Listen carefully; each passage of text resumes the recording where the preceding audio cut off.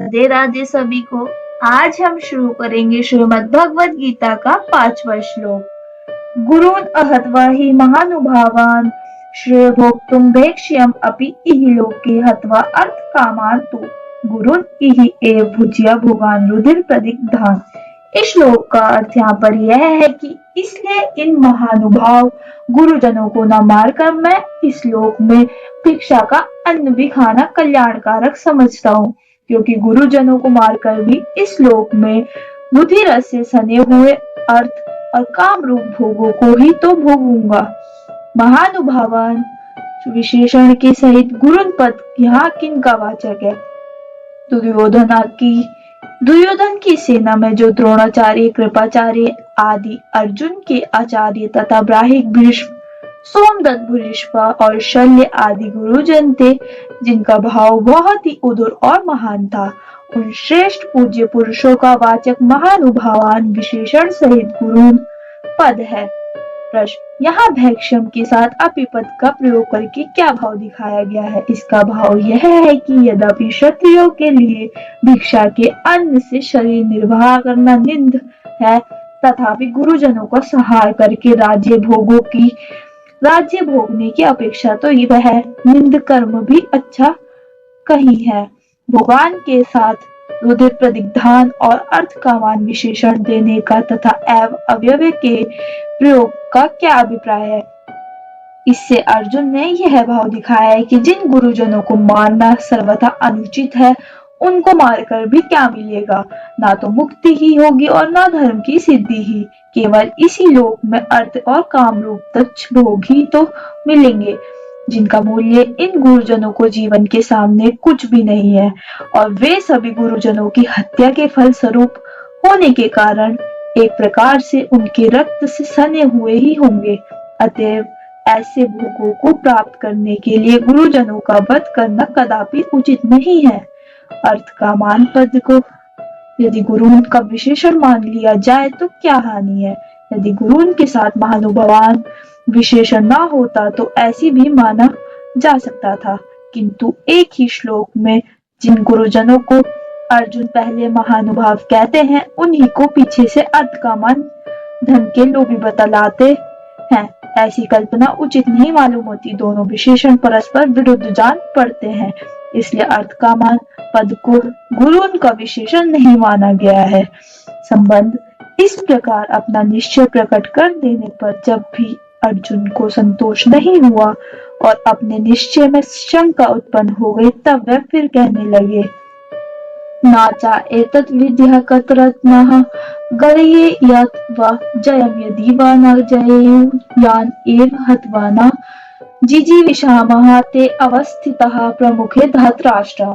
इस श्लोक का अर्थ यहाँ पर यह है कि हम भी यह नहीं जानते कि हमारे लिए युद्ध करना और ना करना इन दोनों में से कौन सा श्रेष्ठ है, अथवा यह भी नहीं जानते कि हमको वे जीतेंगे, और जिनको मारकर हम जीना भी नहीं चाहते, वे भी हमारे आत्मे धृतराष्ट्र के पुत्र हमारे मुकाबले में खड़े हैं।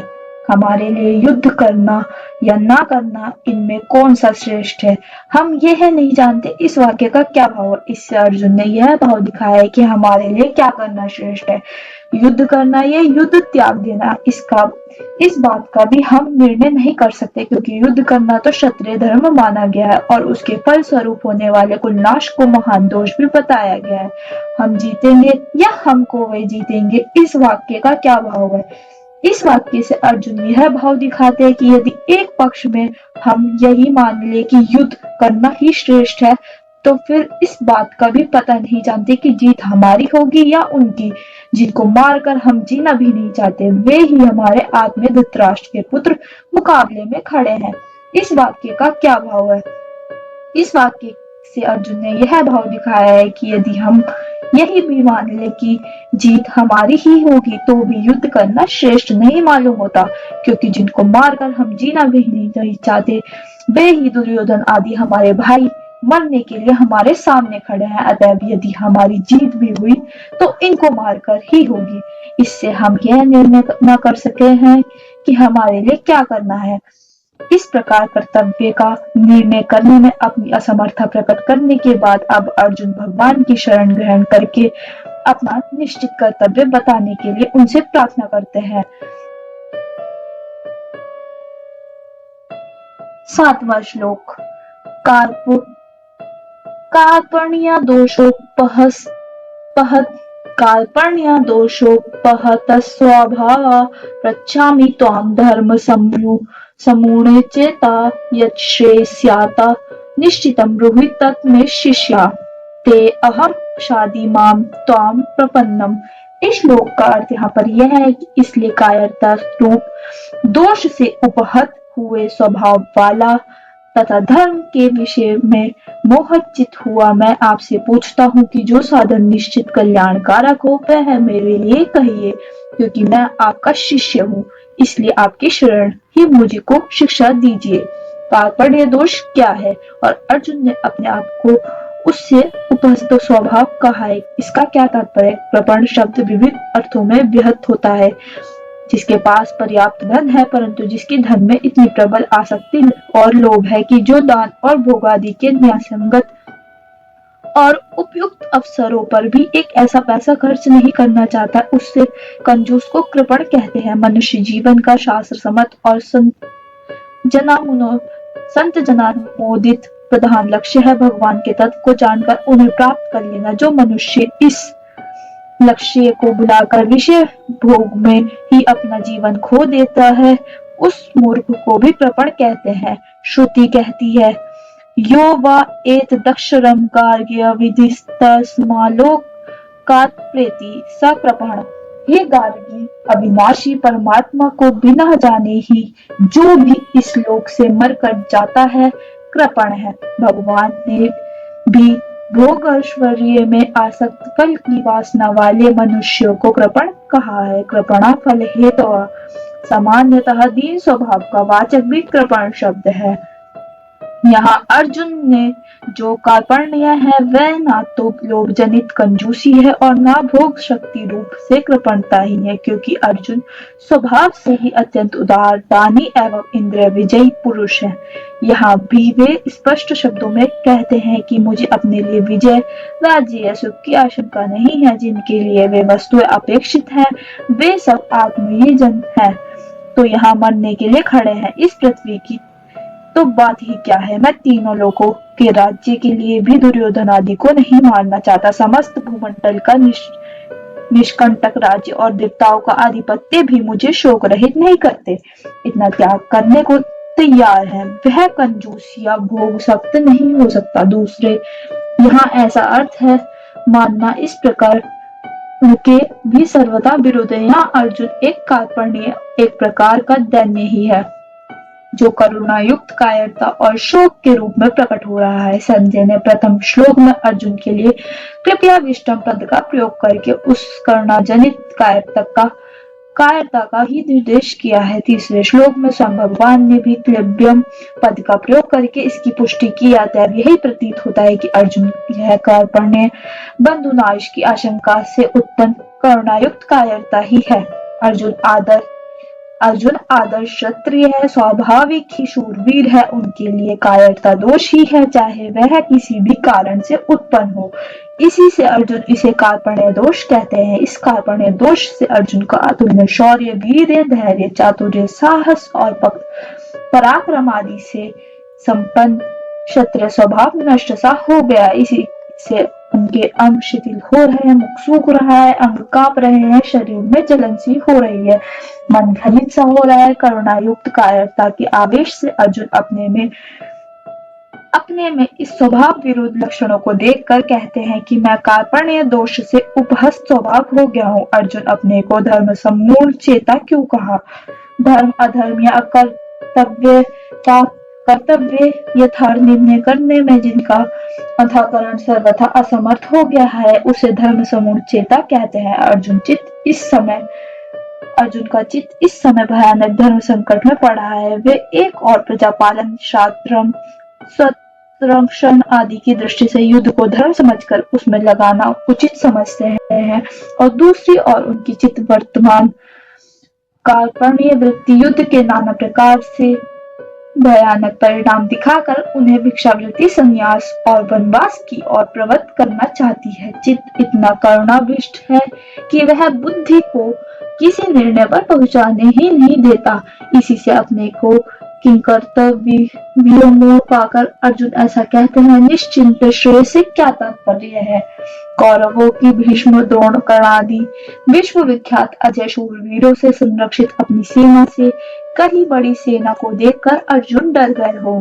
युद्ध में अपने विजयी की संभावना से सर्वथा निराश होकर अपना कल्याण युद्ध करने में है या ना करने में, इस उद्देश्य से शब्द का प्रयोग करके जय पराजय के संबंध में श्री भगवान से एक निश्चित निर्णय पूछते हो। ऐसी बात यहाँ नहीं है। यहाँ तो उनके चित्त में बंधु स्नेह जाग उठा है और बंधु नाश जनित एक बहुत बड़े पाप की संभावना हो गई है, जिसे वे अपने परम कल्याण में महान बंधक समझते हैं। और दूसरी ओर मन में यह भावना भी आ रही है कि क्षत्रिय धर्म समस्त युद्ध का जो मैं त्याग कर रहा हूँ, यह कहीं अधर्म हो मेरे परम कल्याण में बाधक हो जाए। ऐसी बात तो नहीं है। इसी से वे निश्चित श्रेय की बात पूछते हैं। उनका यह निश्चित श्रेय जय पराजय से संबंध नहीं रखता। इनका लक्ष्य भगवत प्राप्ति रूप परम कल्याण है। अर्जुन यह कहते हैं कि हे भगवान, मैं कर्तव्य का निर्णय करने में असमर्थ हूँ। आप ही निश्चित रूप से बताइए, मेरे परम कल्याण का साधन कौन सा है। मैं आपका शिष्य हूँ, मुझ शरणागत को आप शिक्षा दीजिए। इस कथन का क्या भाव है? इस कथन का भाव यहाँ पर यह है कि अर्जुन भगवान श्री कृष्ण से प्रिय सखा थे। आध्यात्मिक तत्व की बात दूसरी हो सकती है, परंतु व्यवहार में अर्जुन के साथ भगवान का प्राय सभी स्थलों में बराबरी का संबंध है। खाने पीने, सोने और जाने आने में सभी जगह भगवान उनके साथ समान बर्ताव करते थे और भगवान के श्रेष्ठ तत्व के प्रति में मन में श्रद्धा और सम्मान होने पर भी अर्जुन उनके साथ बराबरी का ही व्यवहार करते थे। आज अर्जुन को अपनी ऐसी शोचनीय दशा देखकर यह अनुभव हुआ कि वस्तुतः इनसे बराबरी करने योग्य नहीं हूँ। बराबरी में सलाह मिलती है, उपदेश नहीं मिलता, प्रेरणा होती है, बलपूर्वक अनुशासन नहीं होता। मेरा काम आज सलाह और प्रेरणा से नहीं चलता। मुझे तो गुरु की आवश्यकता है, जो उपदेश करे और बलपूर्वक अनुशासन करके श्रेय के मार्ग पर लगा दे तथा मेरे शोक मोह को सर्वथा नष्ट करके मुझे परम कल्याण की प्राप्ति करवा दे। और श्री कृष्ण से बढ़कर गुरु मुझे कौन मिल सकता है। परंतु गुरु की उपदेशामृत धारा तभी बरसती है जब शिष्य रूपी श्वेत उसे ग्रहण करने के लिए प्रस्तुत होता है। इसलिए अर्जुन कहते हैं, भगवान, मैं आपका शिष्य हूँ। शिष्यों के कई प्रकार होते हैं। जो शिष्य उपदेश तो गुरु से ग्रहण करते हैं, परंतु अपने पुरुषार्थ का अहंकार रखते हैं या अपने सद्गुरुओं को छोड़कर दूसरों पर भरोसा रखते हैं, वे गुरु कृपा का यथार्थ लाभ नहीं उठा सकते। अर्जुन इसलिए शिष्य तत्व के साथ ही अपने मन में अनन्य शरण तत्व की भावना करके कहते हैं कि हे भगवान, मैं केवल शिष्य ही नहीं हूँ, आपकी शरण में भी हूँ। प्रपन्न शब्द का भावार्थ है भगवान को अत्यंत समर्थ और परम श्रेष्ठ समझकर उनके प्रति अपने को समर्पण कर देना। इसी का नाम शरणागति, आत्मनिषेध या आत्मसमर्पण है। भगवान सर्वशक्तिमान, सर्वज्ञ, सर्वांतर्यामी, अनंत गुणों के अपार समुद्र, सर्वाधिपति, ऐश्वर्य, माधुर्य, धर्म, शौर्य, ज्ञान, वैराग्य आदि के अनंत आकार, कलेश, कर्म, संशय और भ्रमादि का सर्वत्र नाश करने वाले परम प्रेमी, परम सुहद, परम आत्मीय, परम गुरु और परम महेश्वर है। ऐसा विश्वास करके अपने को सर्वथा निराश्य,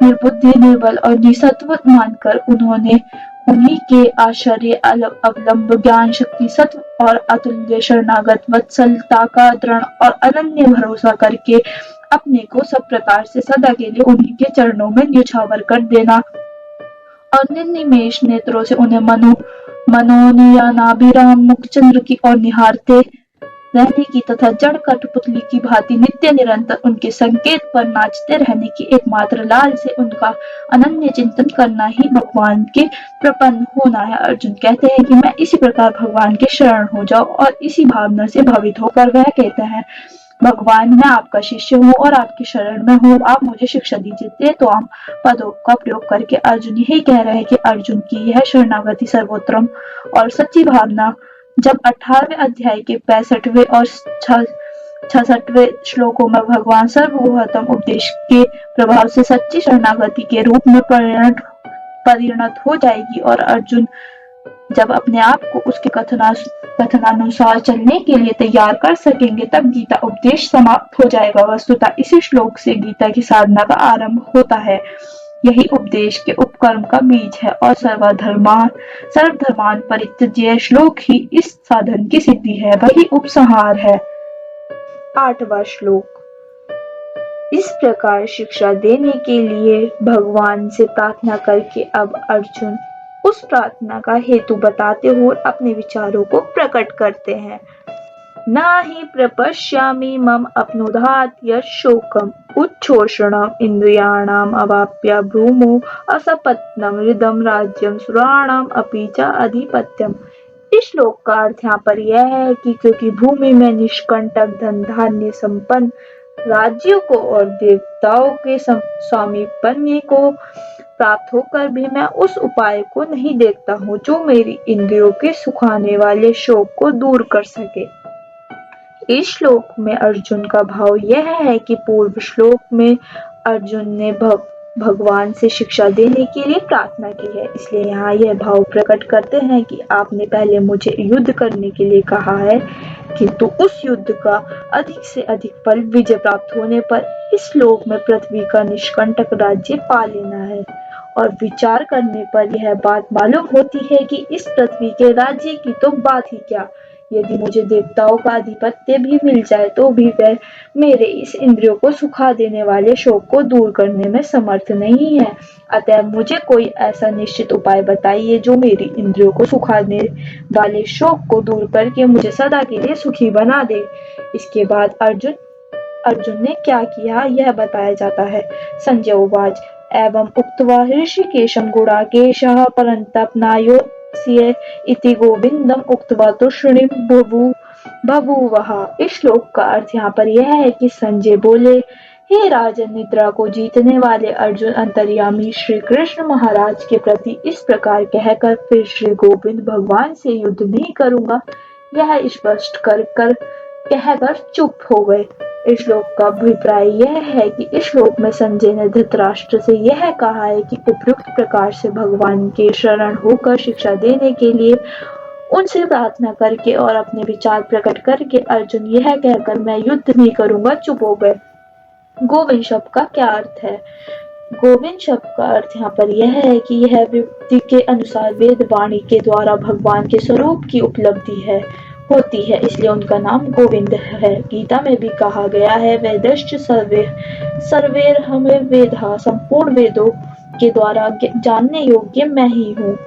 इस प्रकार अर्जुन के चुप हो जाने पर भगवान श्री कृष्ण ने क्या किया, इस जिज्ञासा पर संजय कहते हैं। 10वां श्लोक। तम उवाच ऋषिकेशा प्रहसन इव भारत सैन्यो उभयो मध्य विषिदन्तम इदं वचः। इस श्लोक का अर्थ यहाँ पर यह है कि हे भरतवंशी धृतराष्ट्र, अंतर्यामी श्री कृष्ण महाराज दोनों सेनाओं के बीच में शोक करते हुए उस अर्जुन को हंसते हुए यह वचन बोले।